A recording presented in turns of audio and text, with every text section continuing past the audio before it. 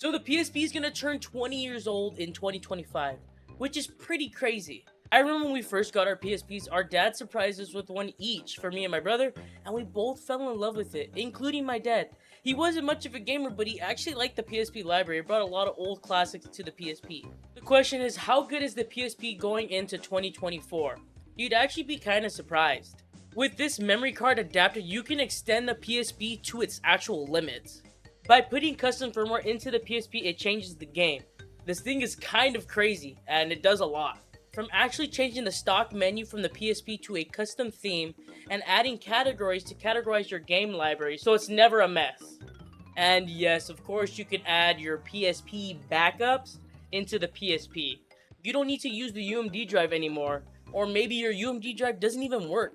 Probably because it's like 20 years old.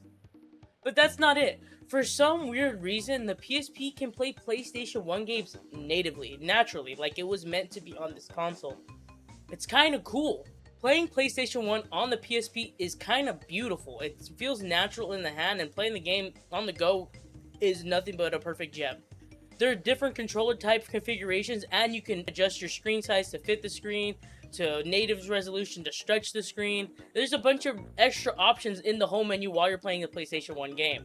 But unfortunately, not all PlayStation 1 games work on the PSP. There are a few DualShock enabled controllers that need both joysticks on the controller. And if you know the PSP, it only has one analog stick. So you can't play the PS1's Ape Escape. Nah, I'm just kidding. You totally can play Ape Escape. PSP actually made a port of it in their PSP library. So you're good on that one. So there is a actual custom homebrew game scene where people make their own custom games for the PSP library. Of course, they're kind of more of a novelty. They're not really playable. They're just fun to say. Certain games that are made, like you can have Halo on the PSP, but it's not really Halo. It's just like a reskin of another game on the PSP, and it doesn't play as well. And then there's also Minecraft, but not Minecraft. And they're just not playable, but they're very funny to bring up in conversation, I think. But the one thing I wanted to talk about that this PSP can surprise you is the emulation it could support. It's actually kind of crazy. Let's start off with the biggest emulator on here, N64. So my conclusion on the N64 emulator is it's semi-playable. I ran a few tests and I came down to a conclusion. You can play a few N64 games at the cost of no N64 game audio. For some weird reason, having actual audio in the game bugs out the game and drops frames drastically, making it not playable. But if you play the game with no audio, you're kind of in a semi-playable experience. I recommend playing not higher end games, like maybe playing F-Zero and Mario Kart, like racing games like that. You're gonna have an okay time, but I wouldn't recommend getting a PSP just to play N64. You're not gonna have a great time. The next one I wanted to talk about, which is the second biggest one I was curious about, was the SNES. So there's an actual game to test out the actual hardware of the system, which is Yoshi's Island. I learned this from Wolfden. He says that Yoshi Island puts the console or handheld to its limits and see how strong the actual system is. So once I booted up Yoshi's Island, right away at the menu, I noticed a lot of slowdown in the menu itself. So I was like, there's the big tell. But once you get through the actual dialogue of the beginning of the game, I kind of had a playable experience. There wasn't really much slowdown.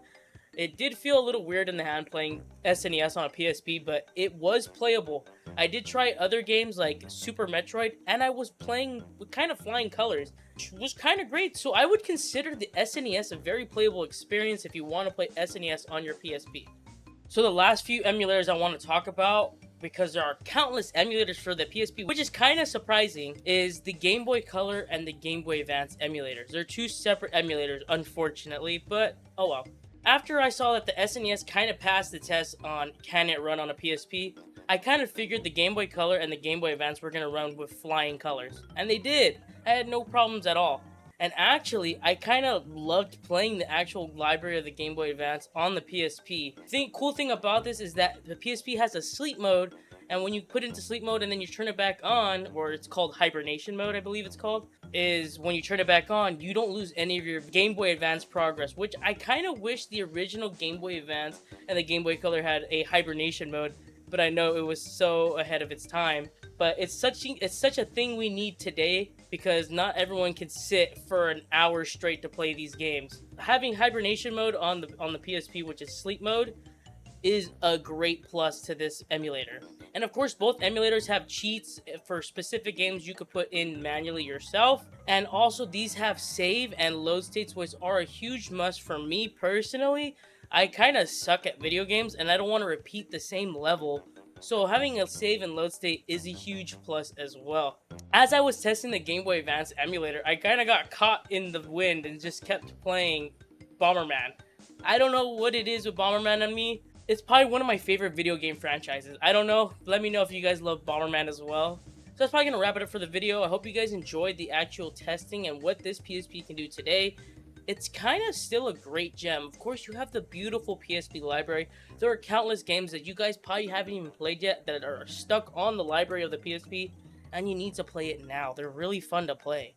I mean, this thing is going to be 20 years old, and the fact that it can run a few of these other games that a lot of other consoles can't even do is pretty amazing. I'm not going to lie to you, I'm shocked that this thing is still holds up to this day. It's beautiful. If you have a PSP lying around, I suggest you get it, whip it up, turn it on, get the adapter, and mod it, and play all these games in the palm of your hands. But, quick disclaimer, probably want to get a new battery. Those batteries are probably swollen or swelled over the years. I mean, they're pretty old batteries, and a lot of these OEM batteries are no good no more. So just get new batteries. I highly recommend it. There are also cosmetic mods as well. As you saw in the video, I had a red and green translucent PSP. You can shell swap your PSP, or there's new mods that I just learned to actually add LED sound reactive triggers.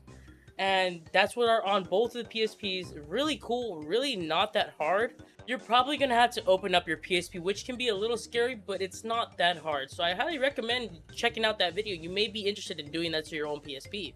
And if you like the two PSPs that were in this video, they are actually available in my shop, link in bio, fully loaded, ready to go to one of you lucky people. If you liked the video, guys, go ahead and hit the thumbs up button. I really do appreciate it. And if you guys want more content, hit the subscribe, hit the little bell. You'll be notified anytime I post a brand new video. And comment down below what else should we mod or review in the next video. I'm curious. Let me know. Peace!